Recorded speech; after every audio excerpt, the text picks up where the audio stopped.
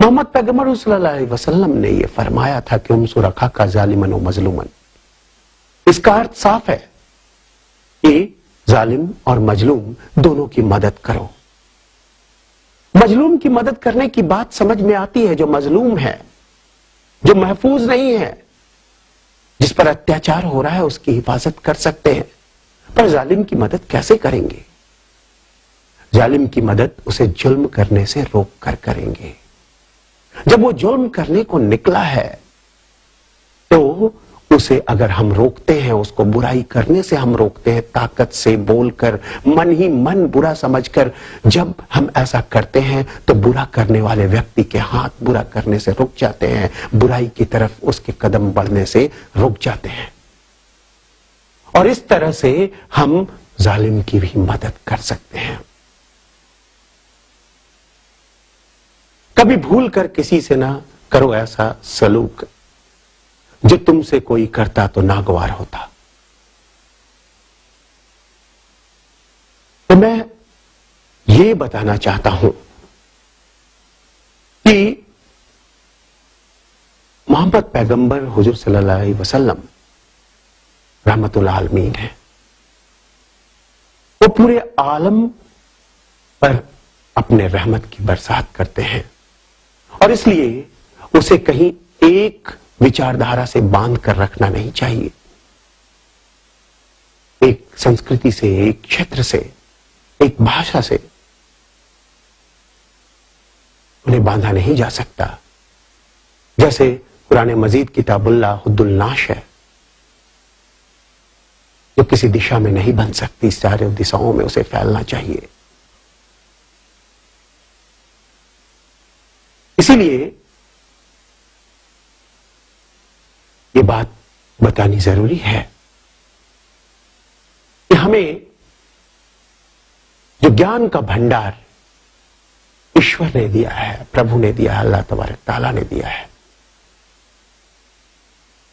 और उसे फैलाने वाले उम्मी और पैगंबरों, आखिरी पैगंबर मोहम्मद पैगंबर सल्लल्लाहु अलैहि वसल्लम ने जो बातें बताई है और उसे जो जीवन में उतारा है। मराठी में एक बात कही गई है कि बोले तसा चाले त्याची बंदावी पावले। वो जैसा बोलते थे वैसा करते थे। यही कारण है कि उनके विचार पूरी तरह से आज भी सब तरफ उतने ही मौजू हैं, जरूरी हैं, हर क्षेत्र में। जब सन 623 ईस्वी में मोहम्मद पैगंबर सल्लल्लाहु अलैहि वसल्लम मक्का से मदीना हिजरत करके गए और वहां जब बाहर से आक्रमण होने लगे तो वहां मुख्तलिफ मज़ाहिब के लोग रहते थे। वे मोहम्मद पैगंबर सल्लल्लाहु अलैहि वसल्लम के पास पहुंचे। एक सभा हुई और उस सभा में आपने कहा, हुब्बुल वतन मिनल ईमान, वतन से मोहब्बत मेरे ईमान का बड़ा हिस्सा है। इसलिए वतन का कानून, वतन से मोहब्बत अपने आप में बहुत महत्वपूर्ण हो जाता है। जब एक साहबा ने ये कहा कि वो जानिबदारी दिखाना चाहते हैं कुछ महिलाओं की तरफ, तो आपने साफ साफ फरमाया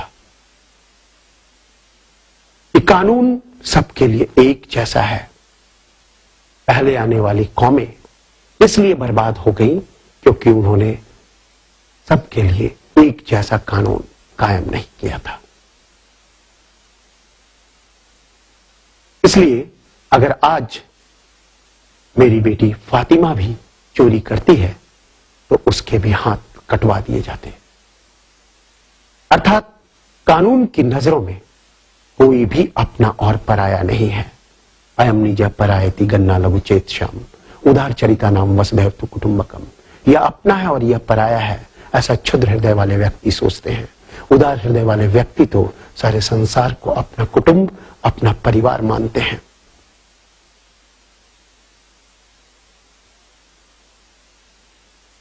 तो मेरा यही संदेश है कि जो हुजूर का संदेश है, मोहम्मद पैगंबर सल्लल्लाहु अलैहि वसल्लम का जो संदेश है, वो पूरी इंसानियत के पास पहुंचना चाहिए। वो पूरी इंसानियत के लिए दिया गया संदेश है। धर्म, जाति, भाषा, क्षेत्र, संस्कृति से ऊपर उठकर जो संदेश है उसे संदेश के रूप में देखना चाहिए, उसे फैलने देना चाहिए। सत्य जहां कहीं भी होता है वो सत्य होता है। अगर फूल हो तो उसकी खुशबू फैलेगी ही। मोहम्मद पैगंबर सल्लल्लाहु अलैहि वसल्लम ने तो यहां तक फरमाया था कि मुझे हिंदुस्तान से इल्म की खुशबू आती है। इस हिंदुस्तान से जहां से होकर आदम अलैहिस्सलाम गए थे और पहला इबादत गाह बनाया था। सभी लोगों से मेरा यही कहना है कि चाहे किसी भी धर्म और संस्कृति में हो, ऋग्वेद में हो, वहां भी यही कहा गया है कि अनभद्रो कृत्वा यन्तु विश्वतः, let the noble thoughts come from all side. सभी ओर से अच्छे विचारों को आने दो। और यही विचार सबसे पहले लफ्ज में भी कहा गया है जो नाजिल हुई थी हुजूर पर, इकरा, जिसका अर्थ होता है पढ़ना। हमें पढ़ना चाहिए। सब कुछ ईश्वर ने बनाया है, उसे ढूंढना चाहिए, उसे ढूंढकर सामने लाना चाहिए। यही हमारा फर्ज है, यही हमारा कर्तव्य है।